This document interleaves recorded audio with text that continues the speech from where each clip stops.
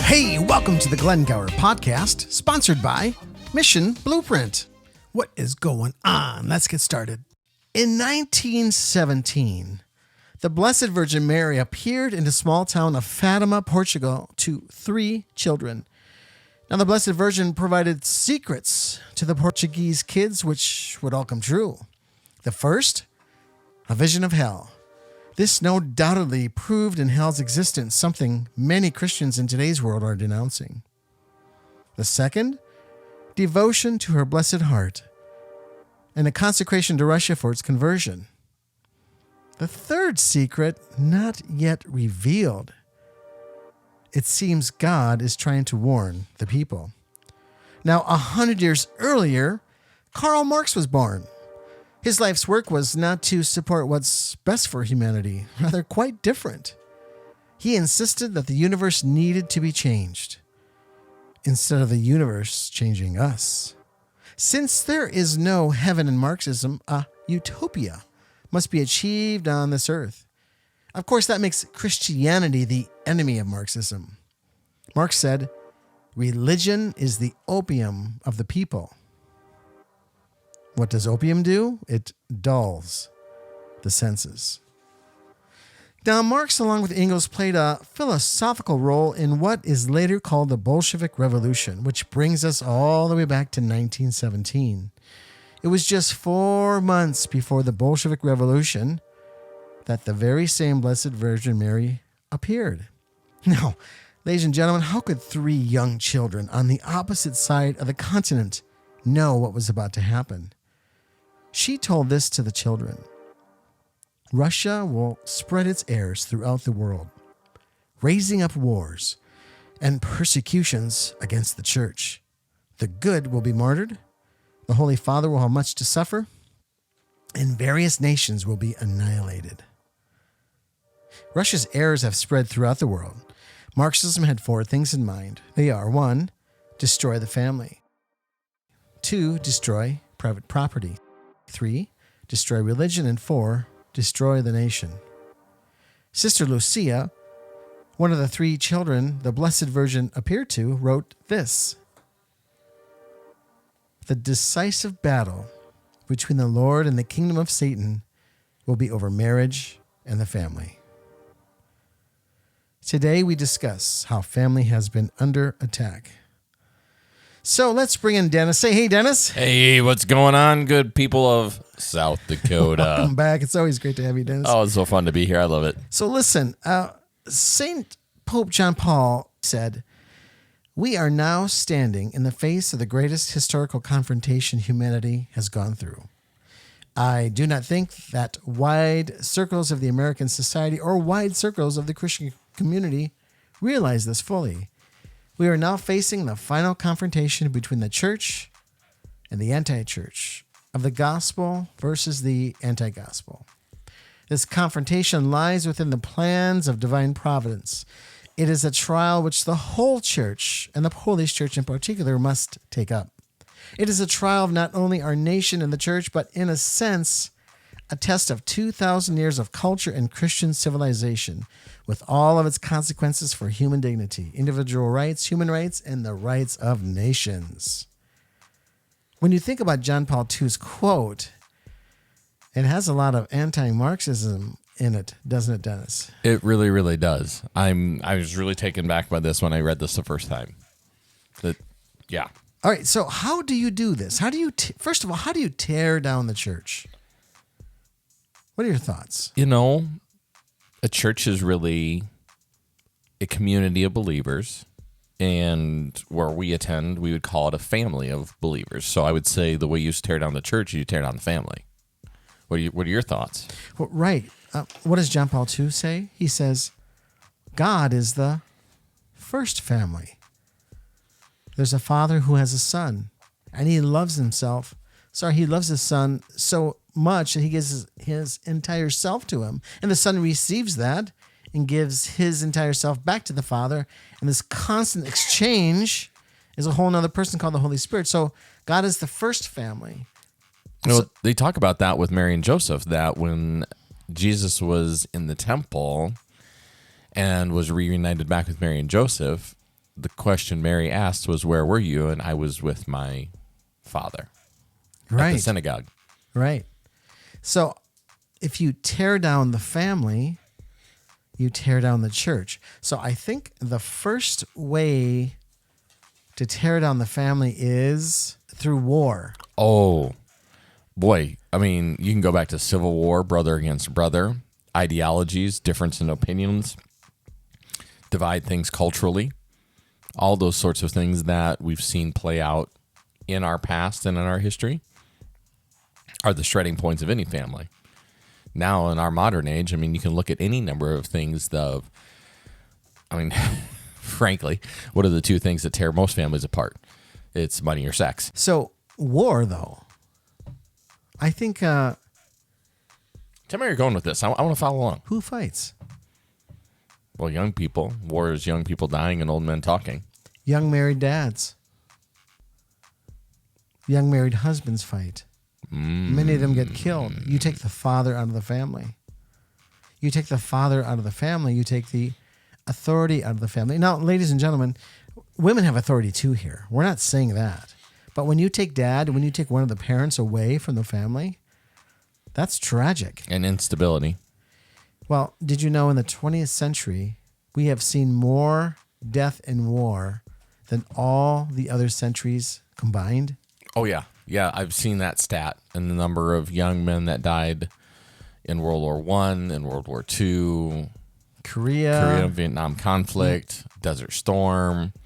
And I mean, that's just the ones that have been on a more global scale, go even culturally and subcontinent to African nations, China, arguably with its policies of one-child families and the number of people that have lost their lives there before they even started. Yeah, holy cow. I didn't think about that. Yeah, war. It's the number one way to kill the family because dads die, husbands die, right? Wow. It's really wild. Wow. So another way to kill the family is feminism. Now, you're going to find this really interesting. I was watching a video the other day, and I won't say his name. I'm going to hold off on his name right now. A famous Hollywood director. He was friends with one of the Rockefellers. Have you heard this? No. It's fascinating. No. I'm thinking Mel Gibson, but we'll see. He told... Tune in next week. Yeah, he told Rockefeller how great the feminist movement was and what it's done for women. And Rockefeller just laughed at him and said, "Do you know why we pushed feminism?" He says, "Yeah, well, for women's rights and, no, you idiot." He said, "For two reasons. One, we could tax the other 50%. Can you believe this? Oh, yeah absolutely. You can tax a whole bunch of people. And two, the state could now form children, not the home." Mm-hmm. What do you think about that? Absolutely. I've heard this conversation before, that by introducing women, and this is fine. My wife works outside of the home too with different projects and things that she does, and being self-employed, running a graphic design business. Her income's all taxable. My mother was a supporter to our farm growing up as children, and it was the family income, but all the work she did on the farm and all the labor she did to have a garden and to can and raise chickens and butcher chickens and pluck eggs, and it was a different form of providing for the family, but the government never got a dime. Never got a dime. Mm-hmm. Well, this is going to push some of you. Dennis and I both homeschool, and I'm not going to talk about homeschooling here, but hence we teach some of our kids. Our wives are the primary teachers in the home. I support my wife. You do too. Support your wife. And the longer I homeschool, the more I scratch my head as to how could anyone take their children to daycare? Necessity. Necessity is really the crux of it. What do you mean by that? So we take our kids to a preschool daycare facility a couple days a week, just so my wife can work. Mm-hmm. She has projects she needs to work on. And so out of necessity, this facility helps us out, and it's awesome.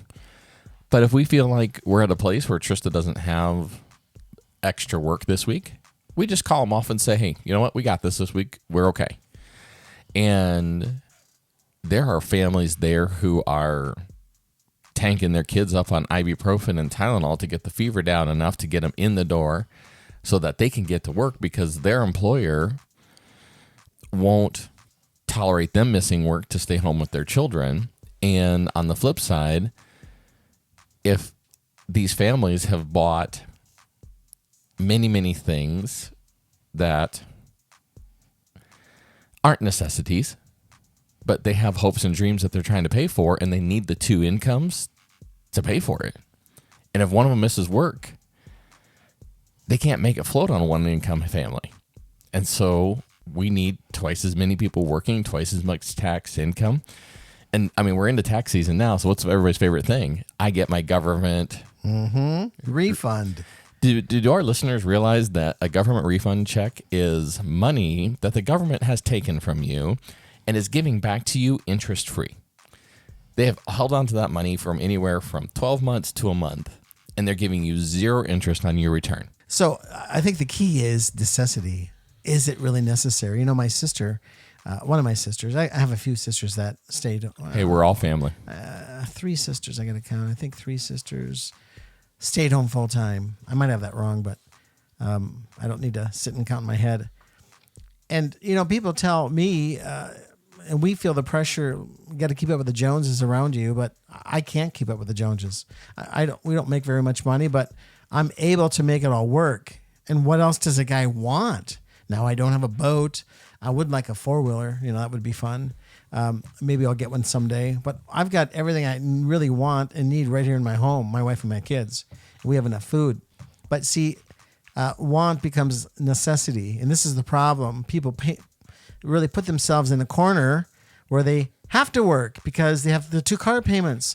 My wife was talking to somebody not long ago, and they were crying because they didn't think they could make it work, and they're working really hard, and you know they feel guilty because they're taking the kids to daycare, and they're making these sacrifices for their kids, and she said, well, what's weighing you down? Well, the biggest problem is we're leasing 2 cars, $1,000 a month, and we're stuck in these leases, and I'm thinking, oh my, $1,000? Dave Ramsey would say, sell the car. Yeah, it's a lease. They're going to have to break the lease, I guess.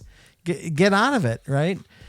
But that's what's happened. There's expectations now. And, you know, ladies and gentlemen, I don't know, Dennis, I don't know if women are happy. I don't know, but my brother, he's a superintendent in Brookings, and I love him to death. And one of my favorite quotes that he always talks about is a want or a need is a want experienced. So a need is a want experienced. What does that mean? So I want to take the kids to the Disney World, or I want to take kids to what's the one in Shakopee? Help me out here. Valley Fair. Valley Fair. I want to take the kids to Valley Fair. Well, then you take the kids to Valley Fair. Okay, make it the pool. Make it the Volga pool. I want to take my kids to the pool this summer. You take the kids to the pool once this summer. They go off the high dive 10,000 times over 4 hours. They get sunburnt. They have a wonderful time. They get ice cream afterwards. What do they want to do every day after that? We need to go to the pool. Mm-hmm. It was a want until it was experienced. Now that want experienced is a need. I need this. I need this. I need this. And we see this within our own cultural experiences. I think the professional development side of what I get to go do, one of the most common things at our conferences when we go and we get educated is there's always a huge convention center of things. Mm-hmm. Vitamins, supplements, new equipment, the new widgets and gadgets and things. That's crazy. Oh, it's so fun. I mean, hundreds and hundreds of vendors, especially when we're in Las Vegas. I mean, they go over the top. It's amazing. But their big thing is get it in our hands, get it in the doctor's hands, let them try it, because it's, I'd really like that tool, but I've never held it, so I don't know. I mean, I guess I don't need it. It's easier to walk away, but once you've had your hands on, you've played with it, Like, I really need that in my office. You're right. I need that. How much is it? 30 grand? Oh yeah, I need that. Let's get that. See, this is why I don't go into guitar shops anymore. I can't do it because I'm a Taylor guy. I really love the Taylor guitars, and I always look at those higher end ones, and I find a way to get into one. I try to find a way, and it's like gambling. Oh yeah, it just burns in me. But you think about any place that you go, like down toy aisles with kids, and the little boxes that have all the little arrows that say "Try me." Push this button, let it light up and blink and make all kinds of noise. Why do car dealers make you get in the car and test drive the car? That's right. Oh, can't you just see yourself driving this thing to work every day? Can't you just see it? You know, I loved Hy-Vee back pre-COVID. I think Friday at noon, they had all the little people out there with their little trays, and you could try a sample of this sausage and these cheeses, and get these crackers with this cheese and like, oh, you know what? I wanted some supper. Now I need that for supper, especially cheese whiz. Just kidding. Yeah, right. So I'd like to ask the mothers who dropped their kids off at daycare a question. Are you happy? Is this really what you want to do? And oftentimes you hear them saying, well, we have no choice. I have to work. And is there another way? Is it possible that God could carve another way? You know, again, Dennis, we do ministry full time. My wife stays here. God carved a way for me to do this. I'm just willing to believe there is an alternative. Go ahead. And that's it. I mean, the thing of it is when we had our firstborn, Trista and I were both working. She worked at the university at SDSU. She worked for the College of Ag Engineering. She was in water resource management. She's amazing at her job. And after 6 months of our son being born, I could just see the turmoil in her face. And thankfully, because I follow some of the Dave Ramsey principles and just being common sense minded with the decisions I had made prior to getting a wife, when that time came, I just looked at her and said, you stay home. We may have to do without. And we did. I mean, we went almost 7-8 years without ever going on a vacation.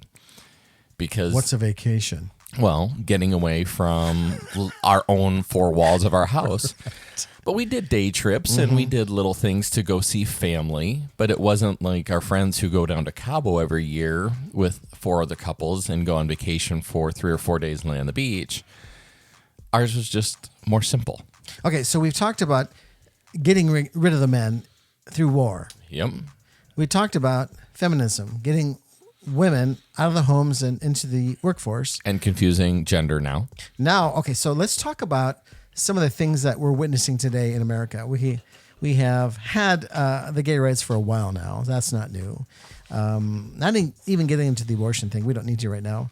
But we have kind of a new thing in America, the transgender movement. Do you remember? Binary. Yeah. Do you remember what presidency, what president of the United States began pushing transgender? I'm guessing it's probably Clinton. Okay. But I don't recall, no. Well, the first I recalled was Obama. Okay. It was the transgender bathrooms, and they should have a right to use any bathroom. And now the transgender movement has infiltrated even into sports. Was it you telling me that there was a swimmer that broke a record by 38 seconds? Yep, that was, I don't remember what state, but this fall there were boys doing fall track in the East Coast that were stating that they associated with being female, so they ran on the women's track team and they broke the state records. But then the state was having issues with, well, biologically and sociologically. At the end of the day, the record is still based on a woman's the gender, not an association. So, yes, the boys can run with the girls, but at the end of the day, they're still boys, so they didn't break the girls' state record. Okay, so this isn't new. No, this is really, really old. But this also goes back to the Bolshevik Revolution. Same things happened in Russia. You had homosexuality. You had transgender movement. You had sexual impropriety across the board. It gets really sick really, really fast. And then after No moral grounding. no moral grounds, and then after not to mention even pornography, which was an issue. But so then after World War I, Germany got really beat up bad. Go take a look at what happened to Germany. They got blamed for World War I. They were penalized, I don't know how many billions of dollars. It Taxized. Yep. And then they land in the Rhineland was taken from them. Other land was taken from them by Poland. I mean, you got to go back in the history, and my son's learning about this in our homeschooling, that España and Gaul and Germania were like the three major regions of Europe that fought against the Roman Empire. Well, España is Spain. Gaul is France. And the rest of Europe was Germania. With this España, Spain, Gaul, France, and Germania, how large of a landmass and area that whole heritage was, and how that essentially empire got ripped apart because they were culturally all the same people. Mm-hmm. So in Russia, there was I don't want to say sexual revolution alongside the Bolshevik Revolution or inside of the Bolshevik Revolution, but they had all this, I'll just say smut. It was disgusting. Well, they took this to Germany, to Berlin. And so in Berlin, all this stuff started happening as well. Well, they talk about that was one of the fears among the German people was a Soviet revolution of Germany. Right. Between the World War I and World War II. That's right. So you have men killed in war. You have the rise of the feminist movement, but then you have the blurring of the conjugal act and where it belongs between man and woman and what is the purpose of it. That all gets skewed, and you throw even trafficking and the abuse of children in there.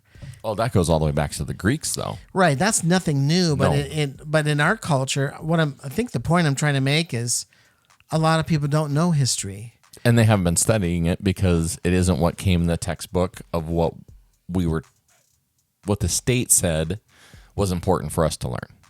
Right. So Marxism was trying to get rid of traditional marriage. And those are three ways to skew it. Get the dads away from the family, get the feminists away from the kids, so the kids are no longer taught. The state now forms our children. The government. I mean, do you want the government forming your kids? I mean, in the beginning, it was probably somewhat clean, right? They were careful. But over time, I mean, even if you look at academia in this country from what they were teaching in the 1950s and 40s, then you had the rise of the social studies, and that whole category began to expand. And now reading, writing, and arithmetic, which was the high majority, becomes equivalent to all the other subjects that you need, like psychology. And pretty soon, you can graduate from high school and you can't read and write. And this is okay. This is okay in our country. 100 years ago, it was reading, writing, and arithmetic. Those were your core classes because the rest of it you should have gotten from your parents. You should have lived it. You should have lived social studies being in your community, being part of your church community, being part of your heritage community. And now we have to make it all vanilla, and it's not vanilla. 9 favorite words anybody should love to hear. Hello, I'm from the government. I'm here to help. Reagan. Run. Run. Exactly. Yeah. So Jean Charest said, as the family goes, so goes society. Do you see that happening right now, and how? Oh, yeah. Being in healthcare, I get to see all sides of the fish. I mean, I get to see the ugly underbelly, and I get to see the shiny silver scales, and I get to see it all. And it's a different hat to wear when I humbly serve, and I'm grateful for the people that choose to use our office for care. And I'm not there to pass judgment, but in being a dad and taking that hat off at the end of the day and going home and raising my own children, I definitely have a higher sense of purpose and a higher sense of calling to make sure I have very direct conversations with my wife and with my children about how we're going to act, how we're going to raise our children, how they're going to behave as young men as we move forward. And I guess that's what really drives Trista and I to be intentional about raising good men, is that we have to, in order to raise good men, you have to raise good boys and show them the way. But, I mean, you're ex-military. Leaders know the way, go the way, and show the way. And the best leaders are always the ones that are on the battlefield first and the last ones to leave. And I think as dads, being heads of our household and going to war every day, we're the first ones that should be leading the way and showing our children the way. And you bet my wife's right there hand in hand, toe in toe. And there are times she takes the lead because I trust her to be my eyes and ears. But at the end of the day, we have a discussion and we make a decision, sometimes together, sometimes Dad said. Yeah. The only thing I would add, and I think you said it in a way, you have to be a good man. Dads have to, I have to be a good man. Dads, you have to be good men. We're all sinners. And yeah, and how do you be a good man? What does a good man look like? Well, look at me. Look at Dennis. What do we try to do every morning? We get up. Pray. Try and guess what? An hour. Guess what? Men that are listening, if you get up and you pray every morning and you go to church on Sunday, 80% of all your kids will follow your lead. That's right. 19% follow mom's lead. And if you put it in God's hand, that God's got this day, and I'm going to go tangential here, and I totally apologize if I'm stepping and talking out of turn for preacher friends of mine. God bless them. They're in our homeschooling network. They, in the last 6 months, decided to sell their home in Brookings without knowing and without intending to. They were just capitalizing on the hot real estate market, which they did very well. Got called from a preacher friend of theirs in Sioux Falls to come and start preaching as the children's ministry in a fairly large church in Sioux Falls. The gentleman who called him is about 8 years their senior. He's 45 years old. And our friends sold their house 8 weeks ago, right around the 1st of December, right after Thanksgiving, closed and moved out of their house on the second week of January, bought a house very accidentally, like just God's grace. Mm-hmm. Have a 6-week closing window. So there was 3 weeks there where they were going to be homeless. And this preacher friend and his wife and their 6 children said, "Come live in our basement." So my preacher friend and their 2 children are now living with this preacher and his wife and their 6 children. He died this morning, 8 a.m. No way. Massive heart attack. 45 years old. No related. Just died. And now my friend and preacher is going to be the new head preacher at this church because he's been there 6 weeks preaching already, and he's going to be interim, but it's pretty much just an unwritten thing that he's going to take over leading this church. And it's just, holy cow, like God had a plan. God had a plan for them to sell their house. God had a plan for them to move to Sioux Falls. God had a plan for them to live with this family, because now they're going to be with that whole family through one of the hardest things these kids will ever go through. And he just became a dad to 8 kids. Wow. And I mean, this is a guy who gets up, prays every morning at 5 a.m., goes to the gym at 6 a.m., and he's in preaching. And it's like, there's a good man. Like, there is a good man who trusts what God throws at him. And yeah, he's got a good head on his shoulders, but he never makes a decision without asking God's permission. Ladies and gentlemen, this life is really, really short. Ask my mom. 85 years old. I went through 2 husbands. She's looking at death.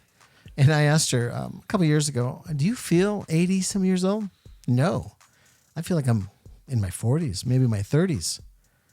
I said, how did life go by so fast for you? I don't know. It just did. And here I am, 80 some years old. Dude, it's February 1st. Hey, I know. I'm 51, and it feels like I just graduated from high school. I still remember them taking our picture outside the building there, next to the principal's office. Which he knew well. He knew the inside of it well. I was never in the principal's office, actually. Oh, wow, you're so lucky. Yeah. Well, this is the funny thing I think about us homeschool dads. One of my sisters, I think she tried to challenge me a little bit, and it was okay. She was very, very careful, but she asked me, what about the social? Are your kids going to get the social? And I'm thinking, have you seen high school kids? There's nothing social about them. They're always in trouble. They act weird. Have you seen those hairdos? They're like piranhas. It's bizarre. They search out the weakest one and they eat them for lunch. But you know what they never say? Rarely do they ever say about this homeschool dads is academia, because they know the answer. Right. Yeah, it's so interesting. And our kids, and I would argue that your kids too, are incredibly social within the community. I think I saw your kids run a lemonade stand, and I've seen them being entrepreneurial in other aspects. I've seen them doing their own engineering projects. My boys are involved with things like soccer, and they're in trail life, and every weekend we've got some place to be with them. And then within the homeschool network, it's so fun. Like today, Tristan went and got together with another homeschool mom, and the kids played and they listened to their musics and they hang out, and the moms made pierogies together. And they taught the kids about Polish heritage of baking potatoes inside of pasta. And like we just make it up as we go. Like there is no right or wrong. And that's the funny thing, is people outside of our scope think that it can only be one way, because it's what society has said, this is the way we do it. And it isn't that way. And it's so hard for, I think, a lot of people to wrap their heads around when you see the family being broken down, when you see this breakdown in the church, you see the breakdown in the family, you see the breakdown in the leadership of what are we really doing? So what else is going on with Marx here? I want to know what this fourth pillar, like what's to break the family, to break the religion. What else? So we have destroy the family. And that's what we're talking about tonight. Yeah. We'll talk soon about private property. They don't want us to have the right to own land. So, I have a whole interesting story to tell you about that, about China. We'll talk about that later. Oh, yeah. The third is destroy religion. Do you think that's happening? Oh, absolutely. You bet. We have the biggest group of nuns that we've ever had. What is a nun? It's a person who doesn't affiliate with any Christian denomination who were Christian. Oh, not the ones that were the hobbits? No, not nun, but nuns. N-O-N. Yeah, it's incredible. That's way too close of a parallel. I think there should be some word phonetic change there, because as a, what do you call me, a Protestant? As a Protestant, I would get confused. You are a Protestant. Between the nuns and the nuns. What do I call you, a Protestant? Well, do you know, the Catholic Church is the biggest Christian, I'll say the word denomination, but I don't see it that way, because we call ourselves the church, right? Yeah, you're God's kingdom on earth. So the Catholic Church is the biggest, but you know what the second biggest, I'll use the word denomination, is? Probably Islam. Fallen away Catholics. Well, isn't that interesting? I would believe that. Yeah. You think about all the talent that has left the Catholic Church, just the music ministry alone. Just think about I think about the music ministry part, because, we have pretty good music in Arlington and DeSmet, but in some of these other churches, I think, and they have a lot of people there, and I think, really, this is the best you got? My wife and I would blow you guys away. And we're good musicians, but I don't know that we're great musicians, right? Right, but it's just talent. Like you said, it's talent that's leaving. And talent, when God gives us a talent, in our infancy and in our youth, it's our job and our responsibility to develop that talent and sharpen our abilities and our skills and our talents. I love telling the story about my grandfather. My grandfather was a dowser. A dowser? Yeah, he's a dowser. That's his name. No, his name was Walter. What's a dowser? Well, it's like Bowser from, Mario Kart. No, I'm just kidding. A dowser is the guy who either comes out with the 2 copper rods that are bent at 90 degrees, or my grandfather was known for taking a willow branch. I thought they called that witching.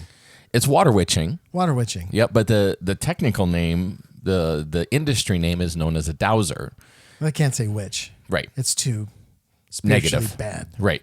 So as a dowser, he would walk people's acreages or people's property where they wanted to homestead. And when the little copper rods turned in his hands and crisscrossed, Dig. he said, dig.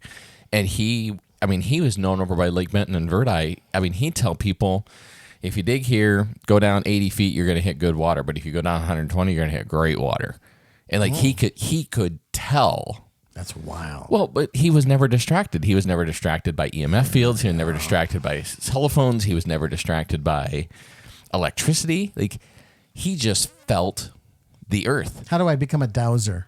Yeah, honestly, you got to be born with it. It's a gift. How do I know So honestly, you would just have to get a set of dowsing rods and walk. And like a good dowser, seriously, there's old guys that work for these municipalities. They can walk a street. They don't need the architectural plans. They'll walk a street and they'll tell you exactly where the water main is running up and down a street. There's still people that have this gift and this talent. They just don't know it because it's becoming a lost art. I've always wanted to be a dowser. Mm-hmm. Now, they talk about there are swords that they have found made in the Middle East and in Asia that they can't replicate the steelmaking process because there's such unique properties and minerals in them that nobody in the modern time can even replicate. You know where those swords came from? Probably outer space. What's that land north of China? Tataria? Have you heard of Tataria? Is that where the mongrels from? Or, not mongrels. What is that from? We think Tataria is an area right north of China. And they are the ones who built the wall, not China. Okay, Dennis, let's wrap it up here. He was a Mongol. Mongol. Yeah, he was from Mongolia. Mongolia. Yeah, that's north of China. So it I come think from it there. Is. That's the area. That's yeah. here. Okay. And they think giants lived in that area. So it's their crap. Huh? Craft or crap? Giant crap. Giant like poop crap. Like giant. What are you talking about? From the giants. That's where they pooped. What are you talking about? That's what the special mineral that was in the swords. Oh, okay. Back to the swords. See, little brain fog still. Could have been Elvis. The elves did the swords, huh, Judah? They're all shook up. All right. What's your takeaway? For this takeaway on this podcast, I am just humbled again by the revelations that our conversations bring, even to me.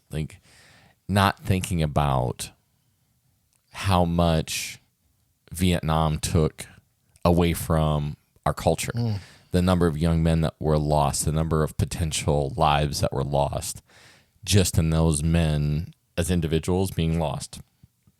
As a dad of 6, if I died, my 6 children would have never been born. You think about that from a grand cultural, social level. That's something I hadn't thought about. And from talking about this breakdown of the Marxist goal of breaking down a family, think of all the European wars before the Bolshevik, all the small conflicts from the Roman Empire to the Greek Empire to all of that history, how there's been this constant battle with good and evil and how much that costs. But you can't give up either, because in giving up, you lose everything. So that's my takeaway, is just, wow. Yeah, here's my thing. The world we're living in isn't by chance. It's by design. And if you don't believe that, then you really cannot discern. Just take a look, go back, Look at the Bolsheviks. I mean, I know you can go back even further, but go back to 1917.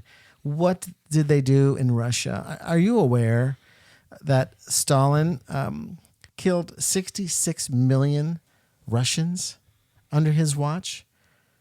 66 million is the estimation.